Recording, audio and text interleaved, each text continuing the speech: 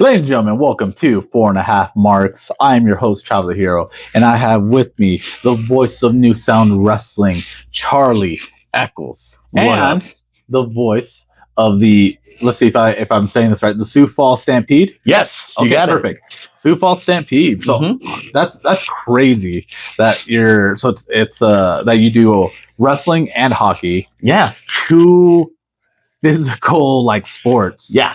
You just like seeing people fight. That's probably part of it. Yeah.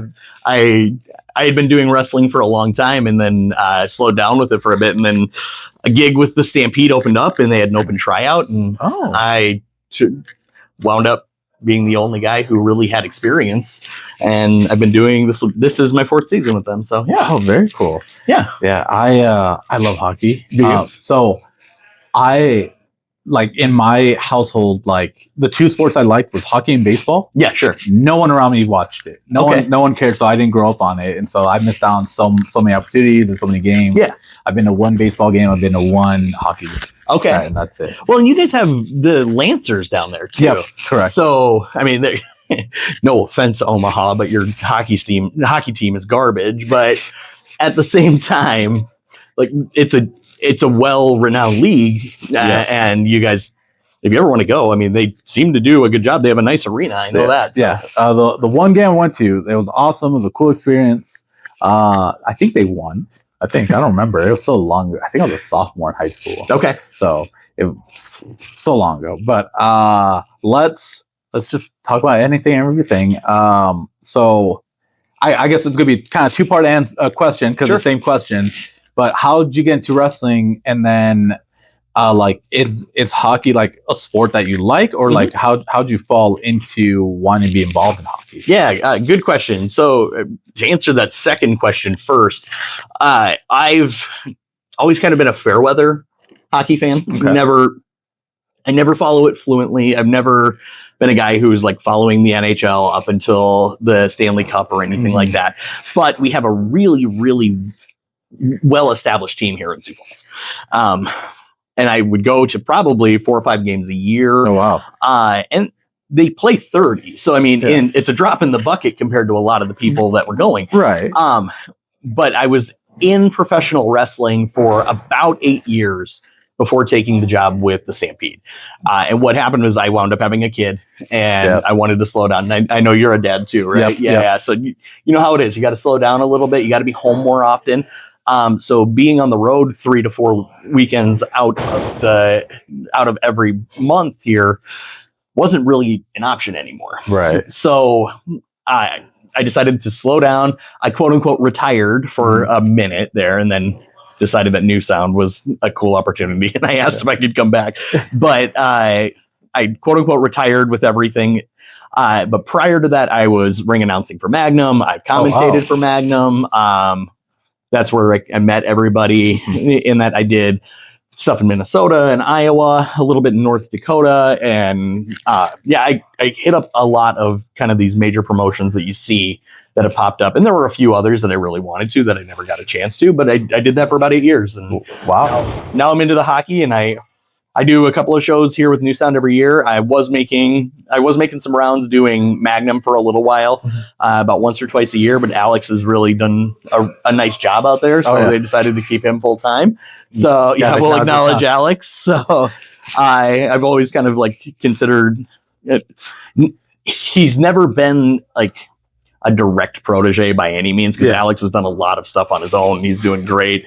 But Alex was really good for the couple times that we did work together of asking questions, knowing that he didn't have the experience and things like that. And making sure he was asking really intelligent questions too of, how do I say this? How long do I wait for this? Your timing and things like that. So, and he's gotten really a lot better since the first day that I saw him. So, yeah, I guess that's not something that like I think about, and I think most people don't think about. It's like there's a proper way to do it. You just can't go out there, grab a mic, and announce it. Like you have to have the inflection. You have to time it right.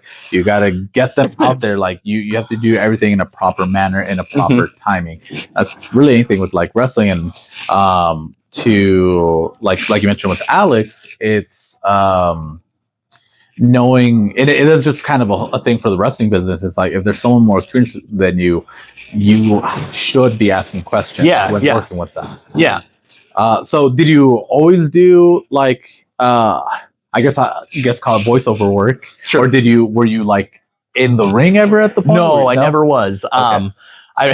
I performed one move in the entire time that I worked in wrestling, and I wound up breaking my wrist doing so. No. Shout out to Alvin Falcone for that one. Thank you for breaking my wrist. But you just hit him so hard that it broke your wrist. Yeah, it's exactly what it was. I hit him so hard with a Stone Cold Stunner that I broke my wrist, but it was the weight of Falcone that actually broke it. So technically, Alvin Falcone broke my wrist. No. Don't give him credit. Don't give him credit. Not Falcone. Not Falcone. Not Falcone. Man, like it's really interesting with like wrestling and I guess technically you're like the voice of the Midwest for a while. I was, for a little while. I mean, I kind of softly considered myself that, or at least that was my goal, was to be considered that, because I was working for Midwest All Pro, Flagship Pro Wrestling, Magnum here at New Sound. What was Crushed Pro Wrestling was a mainstay for me. I know that they're not around as often, but I did some stuff with Below Zero. Oh, wow. There were a couple of others, Impact Wrestling. Oh yeah, I remember that. Yeah, down in Iowa. Yep. I did a couple things with those guys too, and all these guys treated me great. So I mean, these are the ones that I remember. Yeah. You know, they made sure to treat me well and really showed me some of the ropes with that. So yeah. What would you say, whether it's wrestling, whether it's hockey, what's the hardest part of announcing, in your opinion? Oh, that's a great question.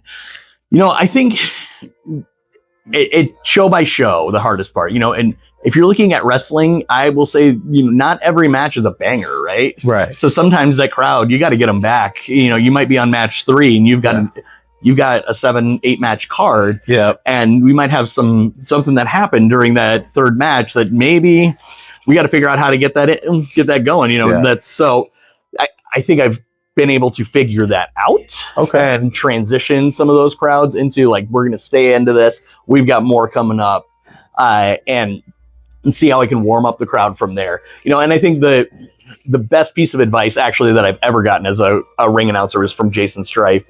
And it was, you know, you got to meet the crowd where they're at and build them. You don't want to have the crowd here and you're here and have them meet you. Exactly. You don't want to force them to beat right there. You want to be with them and then start to build with them. So I think that's probably been, it's a tough lesson to learn too. So, but that goes into hockey too. There are some, I've gone into having to play tic-tac-toe in between 2 periods, and we're down 3-0. So it's tough for that. Now I've got to get that crowd back into it and see what I can do. Like, hey, we're still having fun. We're going to do some tic-tac-toe. Then we're going to come back and win this game. So, I have a question, but I want to pause on that one because you mentioned Jason Strife. Yes, and with us as the Marks, we wouldn't. I feel like we wouldn't be doing what we do if it wasn't for what he's done already. Yeah. Yep. So how was like your relationship with Strife, and like it's like how long did you guys know each other for? Strife and I knew each other from the day I started. Okay. And I was on the receiving end of a couple of ass chewings from Jason Strife. But at the same time, like we went to a lot of these promotions together, and I got to know him a little bit, and he helped me. The thing about Strife, like when you worked with him, is that when he was out there, he was never out there for himself. He knew the greater goal was that everybody needs to do this, and he knew how to do that. And I took a lot from that. Is that this. Especially on the ring announcing side, people, I'm not pushing tickets, right? Like I'm the announcer, but I get in there and I'm a part of all of this, and I'm a small part in order to make the 2 to 4 to sometimes 10 guys in the ring that I'm announcing for better or sound better than what they could actually be, or what sound better than what most would make them sound to be. Yeah. So very cool. Yeah. So we've interviewed a lot of people. We've talked about Strife a lot with with everybody that knew him, and everybody always has a story. Sure. So what's the story you got from Strife that about the ass chewing that I got? Well, either that or just like a memorable moment that you had, or like something like we knew he was kind of a prankster, you know. Yeah. So like and like any stories you're wanting to share. Yeah. So I'll share the one like where I learned a lesson real hard. And at the end of this, it's kind of a little plot twist. So one of my favorite, there's commentary out there. I've called Jason Strife versus Red Wing probably 4 or 5 times. Okay. And there was one day where Jason Strife and Red Wing were wrestling, and they were going into a match that was going to then go to next month. I wasn't told the finish, and I was actually asked to run the bell that night. I was really, really new. I was doing commentary, and I was asked to run the bell. Rudy will attest to this too, but Rudy was the referee, and I could have sworn I saw him call for the bell.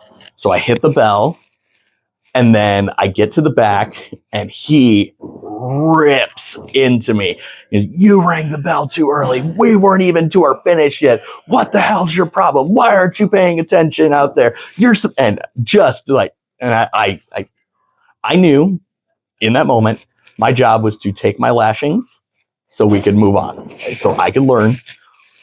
10 minutes, I let everybody cool off. I came in, I apologized to Strife, and he comes up and he gives me a hug. And he goes, "That was Rudy's fault." Rudy called for the bell. Oh man. Well, hey, he called for the bell. Like what? So, and Rudy came up and was like, "Yeah, man, I'm sorry." Okay, so it wasn't my fault that happened, but I've had the honor. I had the honor of getting to know him, and then I always asked him for advice. Like he has more experience than everybody in the locker room 9 times out of 10. So I would, hey, how'd this sound? What would you do? And that's when we started getting into, hey, you're here all the time. You need to learn to build up from there. So with that, and it kind of transitions to the original question I had. What's some stories you have of like maybe other things going wrong, or a time that maybe you and the fans kind of hijacked the show? Anything like that ever happened? Because I know like it can, especially like you mentioned, like you're a match number 3 and the crowd's not there. Yeah, you gotta do something, and whatever you do might continue on. Yeah. And this is no offense to some of the promotions I've worked with, but I've worked with some promotions pretty heavily that we were consistently only drawing 20, maybe 30 people, and those are the shows where you learn a lot. Right. So if you're ever looking to get into this or wrestling, you're going to have to work those shows and learn to work those crowds. But I don't know if I have any like one particular story, but there was a venue with Midwest All Pro that we worked at here in Sioux Falls that was consistently bad. Like consistently bad. We'd have to come out on the stage, and they would never clean the sage for us. It was this old dingy rock club. Oh, gotcha. And so we'd come out, and I'd start going at like there'd be times that I'd be tripping over like their equipment and that kind of thing. But we didn't have a locker room. There was literally just a little hallway, probably smaller than this room that we're standing in right now. And then we'd all have to small too. Yeah, and we would have to change outside. So we'd all change, but like those types of things, I think that kind of builds the character of where you're at with wrestling, because we're at the Alliance now. That's awesome. I love that we're great venue. At this amazing venue. I love every venue that Magnum's at now. But I worked at a couple of venues with Magnum that weren't great, So but that built a lot of the character that we have in the Midwest, and like we appreciate what we have now. So. Well, very cool. Well, with that, I guess what is some like advice that you would give to someone wanting to get into this? Yeah. Are you saying like in wrestling or in a role altogether? Both. Yeah, Yeah. okay. Anything. You know, if we're looking to do the announcing stuff, you got to learn how to talk. You got to learn how to be in front of people. If Ann Garrett's is watching, which I doubt she is, but she was my oral and turf coach in college, or not in college, in high school. Okay. So if it wasn't for her realizing like I had a knack for, or like this desire to want to just entertain and be in front of people, I don't know if I would be where I'm at today. So you got to learn how to be in front of people. So things like when I was in high school, theater, oral and turf, and I did a little bit of like just the announcing the starting lineups and stuff like that in high school. Never anything consistent. Right. But then like you also just gotta put yourself out there. I wouldn't be sitting here if I hadn't gone and talked to Nick Eugene Dinsmore and said, hey, I have an interest in doing commentary. He knew another guy who actually had some commentary experience and said, I think you would be, his idea was that I was going to be like the Bobby Heenan. Okay. And then this guy, Andrew, was going to be the straight up commentator. And then I was just going to be the heel. Yeah. But Andrew decided that he was too cynical to be the straight up announcer. Yeah. So I let him do the color role, and I actually did the play-by-play stuff for a long time. And I would love to go back to color someday, but I love doing play-by-play. And on top of that too, like let's set aside on the commentary side. The thing that I see a lot of wrestlers do, or I'm sorry, a lot of commentators do on the indies now is that they study the moves. Okay. They study, and that's fine. That's all well and good. You want to sound somewhat intelligent when something happens. You want to know what everything is called. But the thing that I hear is that they just call move to move. They're not meeting that match where they're at and conveying the emotion that the two guys or however many people are in the ring are trying to convey. There's a big difference between, he's got that locked in, and he's got that locked in. There's nothing that can happen before. Where's he going to go? Where's he going to go? What's going to happen here? There's a big difference between those two. And I think that you want to convey that emotion every time versus we've got an ankle lock. We've got an ankle lock. We've got an ankle lock. You want to make sure that because that's what we do here. We're telling stories, and it's more important to convey the emotion than it is to call the sport. Right. So, very cool. Like I said, like I mentioned at the beginning, a lot of people think like it's easy to just sit behind a mic and talk about the match. It's easy to go into a ring and just call out names, but there's an art form to it. There's a proper way to do things and to learn these things. So, and if you're on the announcing side too, you also got to meet the audience where they're at. Like, and I know I've said that, like, but you have to go out there and you have to be a part of the show with them. You can't go out there and feeling like you're just transitioning. You're just calling this person. You got to get if you're not interacting, if you're not connecting with them the same way that a wrestler did, you're dead in the water. You need to connect with the audience that you have. So, with that being said, when it comes to like announcing, so when it comes to announcing, who we may get some heat for these next couple questions, but who has been your favorite person to announce? Ooh, okay. Whether it's a person or a match. I don't know if I have a favorite person that I had a lot of fun when Brandon Nitro was starting the Bang stuff. We came up with a lot of really fun stuff together. That was a lot of fun. There have been a couple of very memorable matches because I think there's different ways to do announcing too. Because like, for example, I think we had a 10-man tag at SuperCon, or was it an 8-man tag? 8-man tag, yeah. 8-man tag. So when we're doing something like that, that's just fun. Like we're announcing the person. Those guys are coming out, and this is mayhem. But I'm gonna sound different when I'm calling that 8-man tag versus I got to do the main event for not this year, but the year before's Over the Top main event. Oh yeah, Redmond versus Jay Fowler. Yeah, versus Fowler. And I knew like when I went out there that Alex was going to call the mayhem, and he's going to call the mayhem of the Over the Top. This person, this person, this person. You want to convey some of the chaos with that. Yeah. I knew he would do that. But when you got to Red Wing and when you got to Jay Fowler in the main event, I needed to make sure there was a fight feel to that. So I think I liked that for that reason. I did the same thing the last time, because the last time I got to call for a Jason Strife match was against Red Wing as well. Okay. And I made sure that felt like a fight as well. I enjoy that.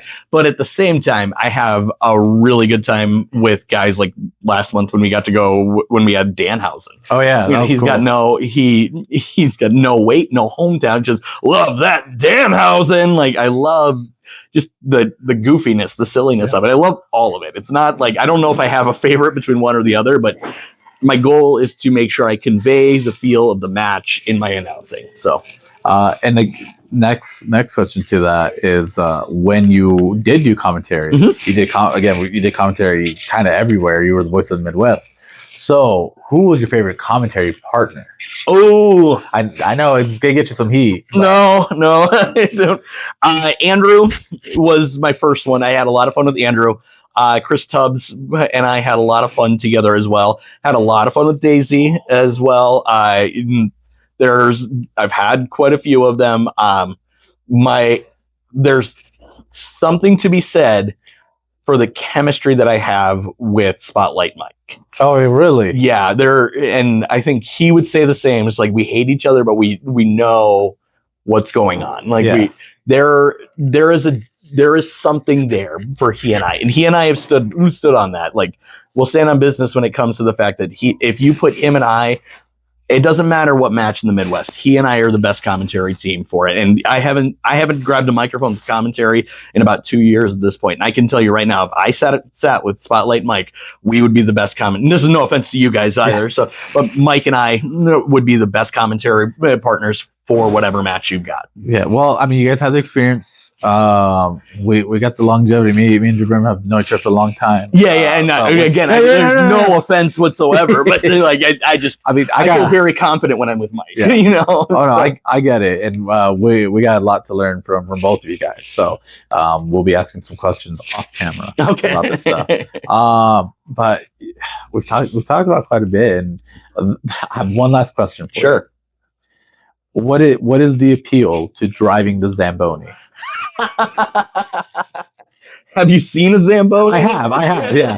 And when I did some digging, and I thought I mentioned quite a bit, and for whatever reason, the thing that pops into my head is with the Zamboni is there's so many like movie scenes, but the one that sticks to my head, it's not even anything dramatic about it, but it's Happy Gilmore. Oh yeah, okay. when he takes what was it, Vivian or Veronica, whatever her name was, when Adam Sandler takes her to the rinks for the first time, and like he's talking to the Zamboni driver, and like it just like I don't know why, but that's the scene I always remember. So it started as a running gag, like it was with me and my boss, like hey, because What's really inspired, have you ever seen that video of Big E on a Zamboni? I don't think so. No. Oh, okay. So if you haven't looked that up, that was kind of my first inspiration of it, is that, and everybody knows Big E is gold, okay? Yeah. Big E was on a Zamboni at an NHL game, and they just gave him a live mic. So, exactly. And he's hamming it up, having a good time. So that was kind of the initial, like, okay, what if I'm like, trying to get on a Zamboni and I'm always getting thwarted for it. That could be very entertaining. Yeah. And every one of those videos that I have on, now they're only on my Instagram because I got rid of Facebook. Every single one of those was made up on the fly.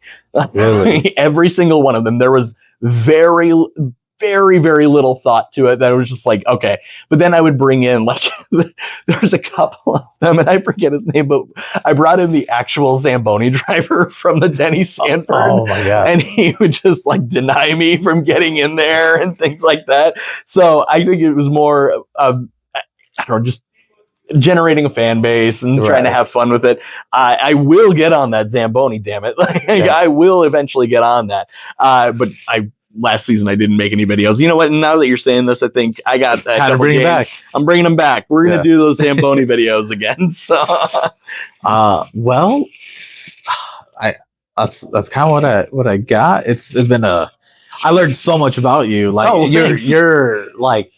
It's almost like you were redacted off the internet. Like it's so hard to find information. I did die off the internet. That's not. That was kind of on purpose. So if I'm real with you, and I like we'll take a second to be real on that. Social media is not my favorite thing. It's tough, to be honest. Yeah. And I'll get on Instagram every now and again because I want to get some news on that. But for the most part, like Facebook, Twitter, and things like that, you know, I want to spend more time with my family. I want to spend more time like this. Like I want to have these conversations with you. And I encourage anybody who's watching that, put your phone down, go have a conversation with somebody as opposed to listening to the conversation. Yeah. I genuinely, that was my genuine goal when I did that. So, and I'm not trying to like live off the grid or anything like that. I just want to be more connected to my own family and to my own friends and stuff like that. So no, I 100% understand.